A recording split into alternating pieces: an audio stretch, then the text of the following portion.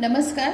आपण हडप्पा संस्कृतीतील महत्त्वाची शहरे बघणार आहोत आणि ते शहर नेमकं कोणत्या नदीकाठी वसलेलं आहे हे बघणार आहोत. बघा, हडप्पा शहर रावी नदीकाठी, मोहनजोदडो सिंधू नदीकाठी, चन्नूदडो सिंधू नदीकाठी, लोथल भोगवा नदीकाठी, कालीबंगन घग्गर, बानावली घग्गर, धौलवीरा लुनी नदीकाठी. पाठ कसं करायचं लगेच सांगते. हडप्पा रावी नदीकाठी आपण काय म्हणतो, हर हर महादेव. हर हर मधला ह जो आहे तो हडप्पासाठी, र जो आहे तो रावीसाठी. त्याच्यानंतर मोहनजोदडो सिंधू नदीकाठी आणि चन्नूदडो पण सिंधू नदीकाठी. लक्षात कसं ठेवायचं, डायरेक्ट मोसी, मावशी, मौसी म्हणतो ना आपण.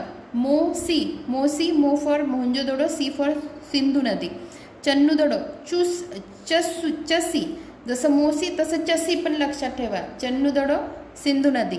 नंतर लोथल भोगवा नदीकाठी. कसं, लोभ लक्षात ठेवा, लोभ, लोथलचा लो आणि भोगवाचा भ लक्षात ठेवा, किंवा भलो, भलो भ फॉर भोगवा आणि लो फॉर लोथल. नंतर कालीबंगन घग्गर. लक्षात कसं ठेवायचं, घागऱ्यावरती, घागऱ्यावरती काळ्या बांगड्या घातल्या, घागऱ्यावरती काळा बांगड्या घातला. कालीबंगन म्हणजे काळ्या बांगड्या.